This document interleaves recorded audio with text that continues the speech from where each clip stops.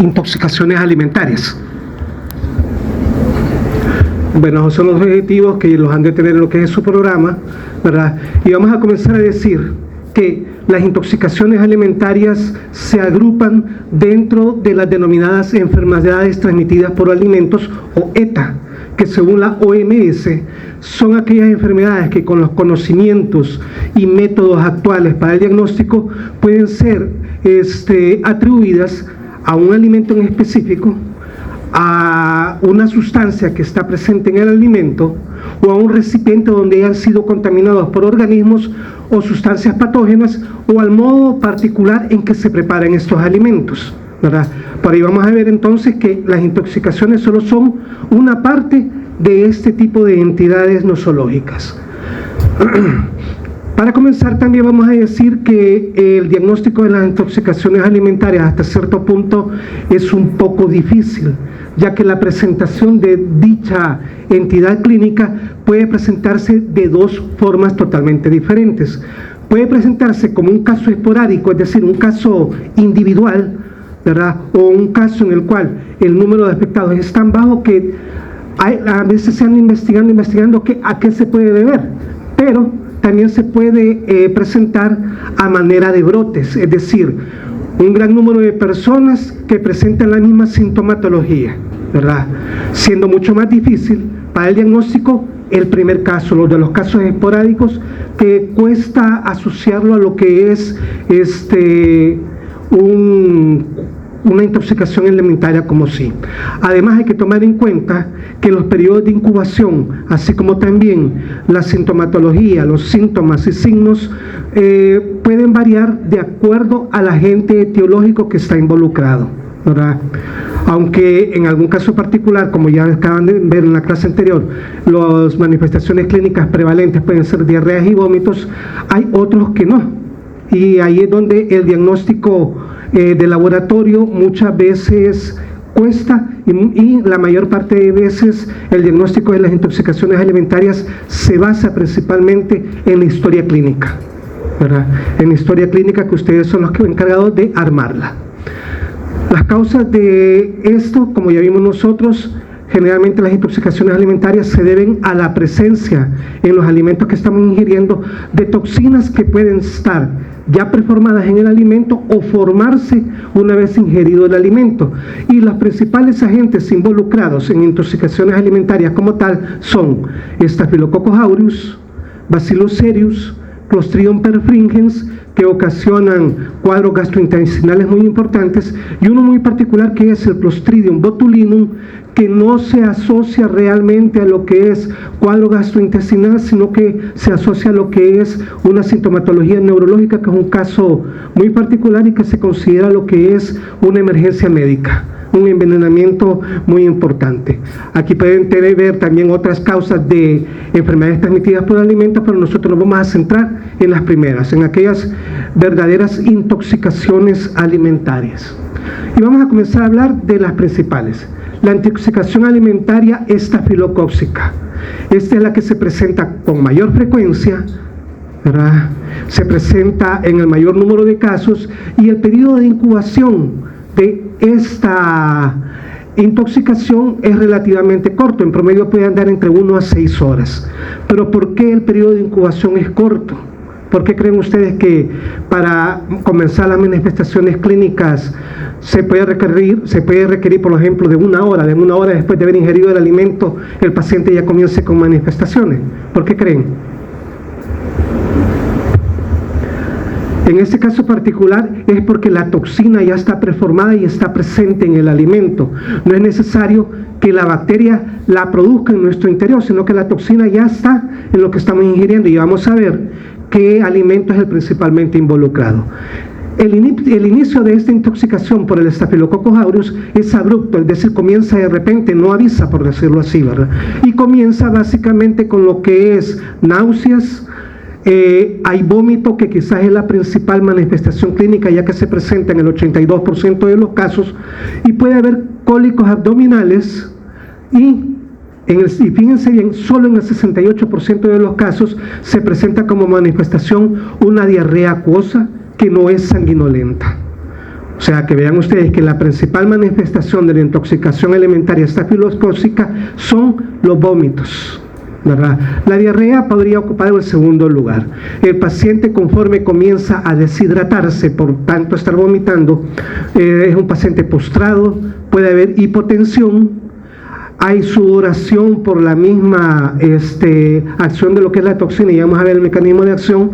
El paciente, siempre por la deshidratación que va siendo progresiva, puede comenzar a manifestar lo que es cefalea, y un caso también muy importante es que aquí no hay fiebre, ¿verdad? No hay fiebre. Si bien es cierto que esta enfermedad es autolimitada, puede resolverse, puede haber una resolución en 24 horas, y muchas veces el paciente solo requiere rehidratación oral, ¿verdad? En casos un poco más severos puede requerir lo que es una hidratación endovenosa. Rara vez puede conllevar este tipo de intoxicación a la muerte, pero eso depende de la edad del paciente, de la condición previa del paciente, porque si es un paciente postrado, un paciente con una enfermedad concomitante grave, sí puede complicarle lo que es la existencia.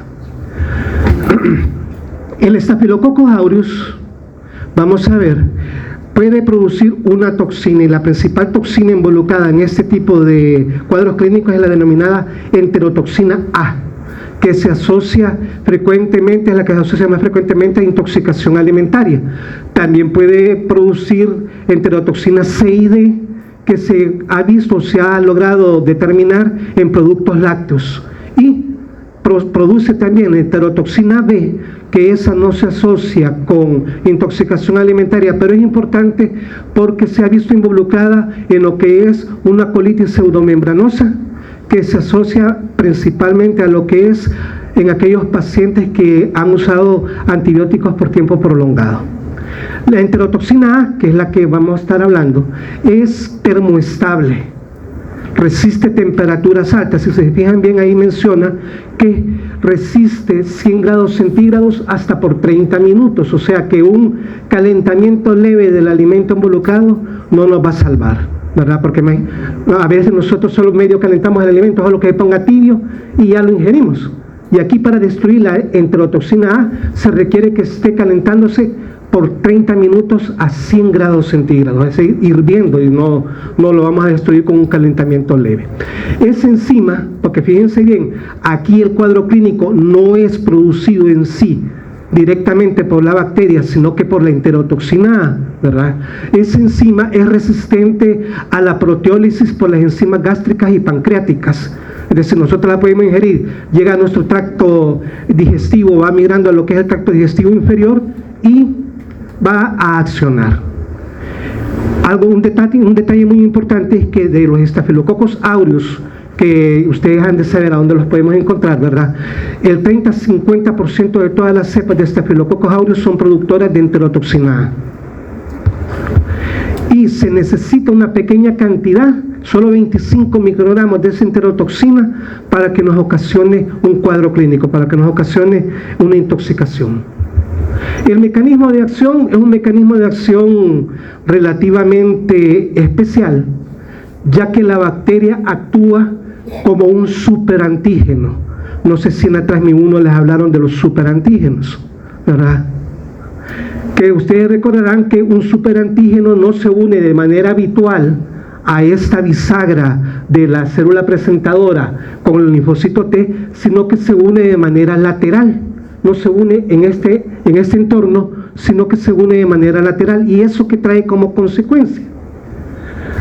Eso trae como consecuencia la activación inespecífica de linfocitos T, ¿verdad?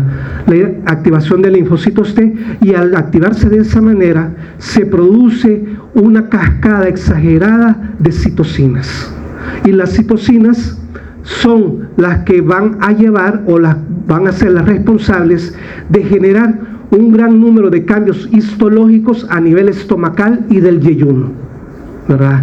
A nivel del estómago y del yeyuno, produciendo lo que es infiltración de neutrófilos con la consiguiente pérdida de células en el borde del cepillo del intestino delgado. Estas citocinas también son las responsables del vómito en el paciente, de la émesis, ¿verdad? Son citocinas de tipo proinflamatorias que generan una gran gama de señales que van a producir lo que es todos los cambios fisiopatológicos que se están produciendo a este nivel. Además, ¿verdad?, esa producción de citocinas también va a estimular lo que es el sistema nervioso central, activando o accionando sobre los receptores neuronales del intestino, produciendo las manifestaciones clínicas previamente dichas. Para hacer el diagnóstico, como ya habíamos dicho, resulta un poco difícil. Es mucho más fácil, como lo mencioné, hacer un diagnóstico cuando existe un brote que cuando son casos esporádicos. Y aquí muchas veces, y hago hincapié en eso, el diagnóstico se hace correlacionando lo que son síntomas con la forma de inicio y con el alimento involucrado. Ya vamos a hablar de qué alimento se involucra. Y uniendo estos tres parámetros, se sospecha de lo que es el agente causal. Para hacer el diagnóstico de laboratorio, se requiere que exista una gran cantidad de microorganismos en el alimento involucrado. Se necesita alrededor de 10 a la 5 o más microorganismos por mililitro de alimentos, y las pruebas de laboratorio que se pueden hacer van a ir dirigidas hacia la detección del agente causal, van a ir dirigidas hacia la detección de la enterotoxina A, para ver si es principalmente la involucrada, y también para determinar lo que es el fagotipo de esta cepa involucrada en este caso. ¿Qué muestras clínicas se pueden utilizar? Bueno, se puede utilizar vómito, ¿verdad?, del paciente, en el cual se van a hacer cultivos, detección de enterotoxinas y pruebas para hacer la identificación del fagotipo. Y las heces del paciente se utilizarían para realizar lo que es un coprocultivo. En los alimentos involucrados se pueden hacer todas esas pruebas, y en la persona que manipula el alimento, porque ya vamos a ver epidemiológicamente hablando, esto es lo más importante, se tiene que hacer un cultivo de material obtenido de nariz y de manos, y ya vamos a ver por qué razón. Epidemiológicamente hablando, la intoxicación alimentaria estafilocócica se asocia a alimentos con alto contenido proteico, principalmente lo que son los jamones y las carnes de cerdo curadas con sal, lo que nosotros comemos, los embutidos, ¿verdad? Y eso demuestra básicamente el potencial patógeno de Staphylococcus aureus, que tiene la capacidad de crecer en alimentos salobres, es decir, con alto contenido de sal, ¿verdad? Esa bacteria tiene ese poder, ¿verdad? También han visto involucrado lo que es comer carnes así, las que venden ya en rebanadas, y se ha logrado también asociar, ¿verdad?, este tipo de intoxicación en aquellas mayonesas que son preparadas en nuestras casas, ¿verdad?, en los quesos artesanales, en las ensaladas de papa que a veces comemos cuando hay almuerzos familiares, ¿verdad?, y en los helados o sorbetes que han sido manipulados de manera inadecuada. Aquí es muy importante también recalcar que no hay una fuente o un reservorio animal importante, ¿verdad?, sino que aquí la fuente de infección importante es el manipulador del alimento, ¿verdad?, ya que se ha visto que es el manipulador el que hace o que prepara el alimento, el responsable de pasarle la bacteria a ese alimento, y de ese alimento nosotros lo consumimos. Y vemos nosotros que en el alimento lo que es importante en ese caso es que ya está la enterotoxina, ¿verdad? Además, si se fijan, todos estos alimentos involucrados no necesitan un cocimiento posterior, sino que los comemos a veces así como lo hemos comprado del súper, así nos comemos el jamón, así nos comemos todo lo demás, ¿verdad? Y ya vimos también la termoestabilidad de lo que es la enterotoxina. También influye en la transmisión de este cuadro clínico lo que es el calentamiento o la refrigeración inadecuadas. Ya vimos de que se le requiere por lo menos 30 minutos a 100 grados centígrados para destruir la enterotoxina, ¿verdad? Además, es importante el consumo de leche o lácteos contaminados. Y el reservorio, como hemos estado mencionando, casi en el 100% de los casos es un humano portador de la bacteria. Para la prevención, en este caso particular, hay que educar al manipulador del alimento, ¿verdad?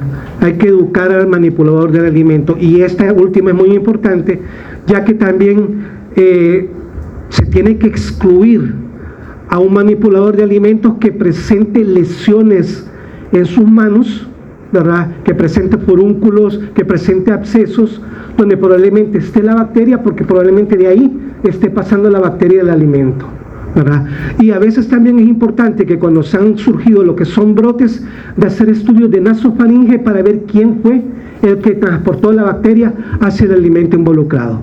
No hay que dejar tampoco los alimentos a temperaturas ambiente más de 4 horas, porque permite que la bacteria se esté generando, que se esté produciendo, esté proliferando, y al haber más bacterias habría mayor riesgo de que se esté produciendo más enterotoxinas. Otro cuadro importante es la intoxicación alimentaria por Bacillus cereus.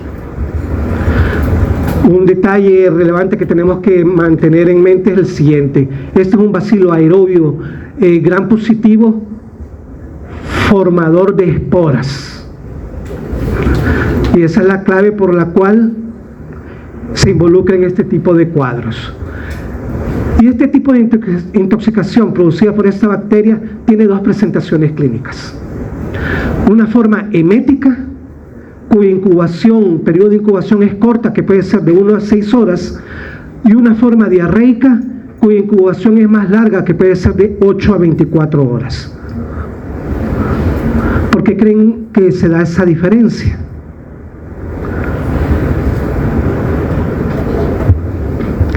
Porque la forma emética requiere menos tiempo, porque la toxina involucrada ya está preformada en el alimento. En cambio, en las formas diarreicas es necesario que la toxina se forme después de haber ingerido el alimento, y vamos a ver esas presentaciones. Aunque son muy importantes epidemiológicamente hablando, estos cuadros también son rara vez mortales. El síndrome emético, como su nombre lo dice, lo más frecuente o el signo más importante es el vómito, que se presenta en el 100% de los casos, ¿verdad? También existe lo que es la presentación de cólicos abdominales en forma de retortijones, que también se da en el 100% de los casos. Puede haber náuseas, pero no fiebres. Y el principal alimento involucrado en este caso es el arroz frito, ¿verdad? El arroz frito. Es lo que les decía yo. A veces medio calentamos el arroz, lo sacamos del refrigerador y solo medio lo calentamos y para adentro, ¿verdad? Y si ya tiene esta toxina, nos van a enfermar, y ustedes lo que van a decir: el arroz ya no servía, ¿verdad? El arroz ya no servía.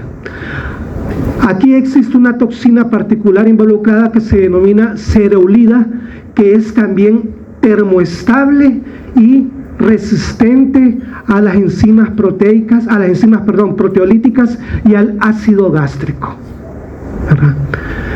Esta toxina se une al receptor del 5-hidroxitriptamina del nervio vago. ¿Y qué creen que acción tiene esa toxina al unirse al nervio vago?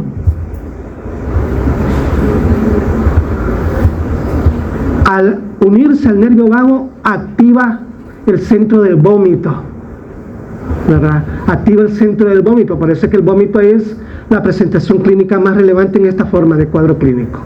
Es de corta duración, bueno, pero imagínense 24 horas estar vomitando, o sea, ¿verdad? Pero hay que acordarse de qué fue lo que comió esa persona, ¿verdad? Hay que ver quiénes más en sus casas comieron del mismo arroz y les dio lo mismo, ¿verdad? Y aquí el peligro o el riesgo es la deshidratación, ¿verdad? Dependiendo de la condición del paciente, la deshidratación puede ser importante o no. Y hay algunos pacientes que no se sabe el por qué, ¿verdad? Pueden sufrir una insuficiencia hepática fulminante como complicación. Hay una alteración en todo el funcionamiento hepático que puede llevar a lo que es a la muerte del paciente, ya que en ellos se altera lo que es el metabolismo mitocondrial de los ácidos grasos, desencadenando lo que es una reacción fulminante que lleva a la muerte. Esta es la complicación que se presenta en esta forma particular. La forma diarreica, la diarrea se caracteriza por ser una diarrea acuosa de tipo secretora, y esta se debe a otro tipo de toxina. Nosotros ingerimos los alimentos, sí. La bacteria llega al intestino y puede ser que ya estén ahí unas esporas. Acordémonos que dijimos que era esporulado, ¿verdad? Para llegar al intestino, las esporas sobreviven y se liberan y comienza a multiplicarse la bacteria. Al multiplicarse la bacteria, produce lo que es una enterotoxina termolábil. Es decir, esta no resistiría las temperaturas, pero como ya está en nuestro interior, le da lo mismo, ¿verdad? Y esa enterotoxina penetra la membrana vasolateral del enterocito, generando lo que es una estimulación en el sistema de la adenilciclasa, incrementando lo que es la producción del AMP cíclico, que lo que hace esto es incrementar la secreción del agua y de electrolitos a nivel intestinal, aunque inhibe lo que es el contransporte de los iones sodio y cloro, y por eso es importante la presentación clínica que tiene, como una diarrea secretora acuosa, ¿verdad?, que puede ser relativamente importante. Y esta forma diarreica se asocia al consumo de carnes, verduras o salsas contaminadas, ¿verdad? Salsas contaminadas. Aunque también se ha visto en Estados Unidos que alimentos liofilizados como leches, aquellas papas que ya vienen listas para hacer puré, ¿verdad?, los preparados de salsa y especies pueden venir también contaminados con esporas de la bacteria y ser una fuente de infección. La diarrea se presenta en el 96% de los casos. Hay un dolor abdominal relativamente importante, ya que hay invasión de lo que es el enterocito a nivel intestinal, ¿verdad? Rara vez hay fiebre y los síntomas pueden desaparecer en 24 a 36 horas. Como a veces no se le halla la causa, el paciente se puede postrar y lo que necesita es rehidratación, reposo y rehidratación. El diagnóstico también se requiere de lo que es una gran cantidad de bacterias en las muestras o en el paciente para realizar lo que es el diagnóstico. Se requiere de 10 a las 5 bacilos por gramo de heces para realizar lo que es el diagnóstico. Y se tiene que aislar la bacteria del alimento y de las muestras del paciente y ser el mismo serotipo para darle importancia. También se pueden hacer estudios para determinar la enterotoxigenicidad, como ensayos serológicos o biológicos para determinar lo que son las toxinas. Se puede hacer también PCR para determinar los genes de la toxina y el tipo genético de la bacteria, y es importante realizar lo que es el diagnóstico para establecer estudios epidemiológicos, ¿verdad?, para ver de dónde ha sido la fuente. Imagínense que sea un alimento liofilizado, hay que ir a ver la fuente, ¿verdad? Hay que rastrearlo, pero aquí en nuestros medios, si el cuadro se resuelve en 24 o 36 horas, a lo sumo lo que hacen es meterle suero y hasta ahí llegó. No anden investigando porque el estudio de laboratorio de este tipo de cuadros es relativamente caro. Aquí tenemos la bacteria y los alimentos ya habíamos dicho, ¿verdad? El arroz frito en la forma emética y las carnes y salsas en la forma diarreica. El hábitat de la bacteria, a diferencia del cuadro anterior, puede ser el tracto gastrointestinal de animales y de los humanos, pero también una fuente de bacteria puede ser el suelo y las aguas. O sea, vean ustedes que aquí ya las fuentes son bien variadas. Y algo muy importante, a diferencia de la estafilocócica, es que no se transmite de persona a persona. No se transmite de persona a persona y la presentación clínica es más grave en pacientes inmunocomprometidos. La prevención similar. No dejar los alimentos una vez preparados sin refrigerar, ¿verdad? Hay que refrigerarlos para evitar la proliferación bacteriana. Y aquellos alimentos sobrantes, refrigerarlos adecuadamente.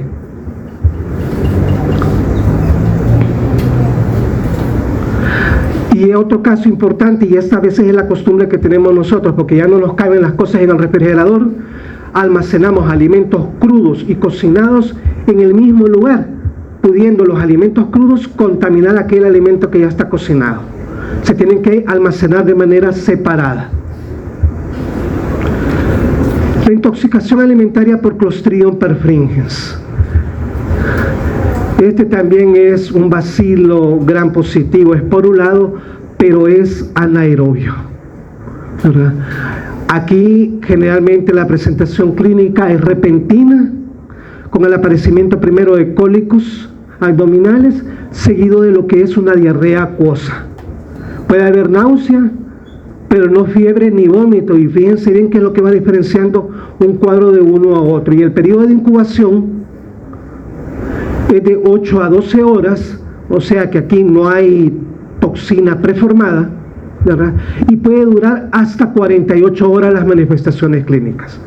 Los alimentos involucrados son carnes y salsas, pero que tienen que haber en una concentración mucho mayor que los dos cuadros anteriores. Aquí tiene que haber de 10 a la 8 a 10 a la 9 bacterias por gramo de alimento. Aquí el responsable de las manifestaciones clínicas es una enterotoxina termolábil denominada enterotoxina A. No es la misma del Staphylococcus aureus. Aquí es enterotoxina A producida por Clostridium perfringens, ¿verdad? Y el Clostridium perfringens tipo A es el ocasionante de intoxicación alimentaria, pero también se asocia a otro cuadro clínico conocido como gangrena gaseosa, ¿verdad? Y el tipo C produce lo que es un cuadro clínico muy importante denominado enteritis necrosante, que a veces sí puede llevar a lo que es a la muerte del paciente. El hábitat de esta bacteria es el tubo digestivo de animales y de humanos sanos, incluso que no presentamos manifestaciones.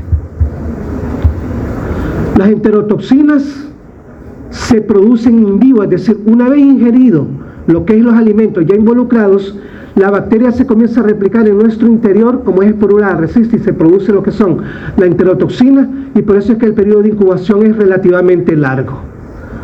La enterotoxina se va a producir durante la esporulación de la bacteria, y la acción principal de esa enterotoxina es a nivel del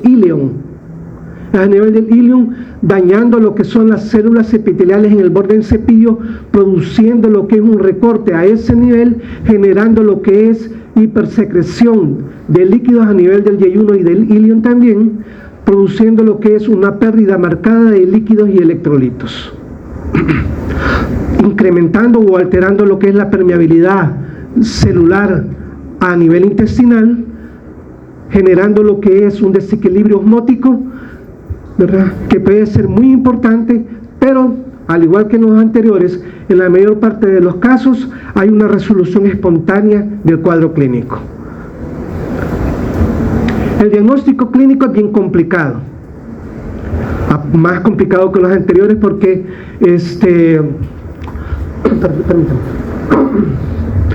porque se requiere de que existan la tecnología necesaria para aislar una bacteria anaerobia en el laboratorio, ¿verdad?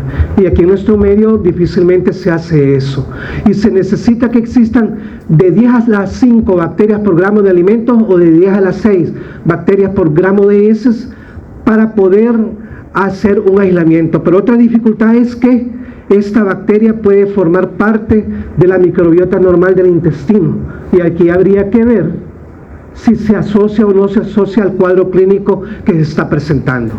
Además, hay que demostrar lo que es la presencia de enterotoxinas en el paciente por pruebas como ELISA y PCR, y hay que hacer una serotipificación de los aislamientos bacterianos para darle importancia o no a ellos mismos. Se puede recurrir a técnicas como electroforesis en gel, pero eso ya complica un poco más lo que es el diagnóstico.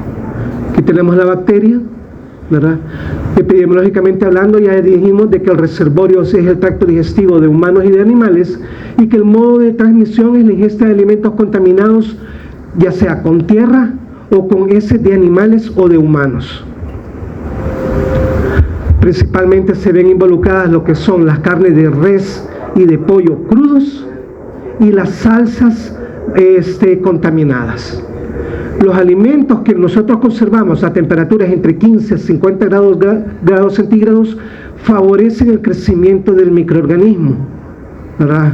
O sea, si los vamos a guardar en refrigeración, tiene que ser por lo menos a 4 grados centígrados para detener la multiplicación bacteriana, inhibirla. Y si los vamos a ingerir una vez cocinados, tienen que calentarse a más de 50 grados centígrados para destruir la bacteria. Para la prevención, al igual que en las anteriores, hay que educar a los manipuladores de alimentos. Servir los alimentos calientes. A veces nosotros decimos, muy caliente está haciendo mucho calor, esperemos que se enfríe. Y se nos olvida, y ahí podemos estarle dando oportunidad a la bacteria que se reproduzca, ¿verdad? Hay que hacer un recalentado intenso de los alimentos y rápido.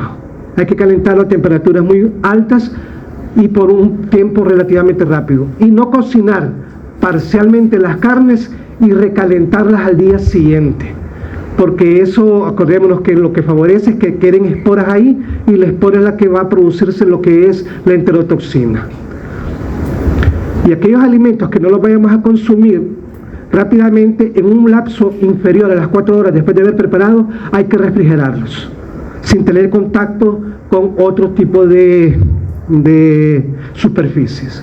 Según la OMS, existen ciertos parámetros claves para la inocuidad de los alimentos, es decir, para decir este alimento es inocuo, no nos va a ocasionar daño. ¿Qué parámetros son los que hay que tomar en cuenta? Bueno, que hay que mantener la limpieza de los utensilios que utilicemos para preparar los alimentos, como de las superficies también. O sea, la mesa o aquellas tablas donde estamos cortando el alimento tiene que estar bien limpio. Separar los alimentos crudos de los cocidos, cocinar bien los alimentos, mantener los alimentos a la temperatura correcta y utilizar agua y materias primas aptas para el consumo. A veces estamos lavando y agarramos de la pila y es, con esta agua no, y a veces la pila ya está más contaminada que saber qué, ¿verdad? Tiene que ser agua directamente del grifo, bueno, aunque ahora actualmente el agua de las tuberías no se sabe, ¿verdad? Y la prevención principal radica en, y aquí se hace el hincapié, educar a los que preparan los alimentos, ¿verdad? Que si tiene alguna lesión en la mano, que se ponga un guante, o que alguien más prepare ese alimento, porque puede ser fuente de Staphylococcus aureus, etcétera, ¿verdad?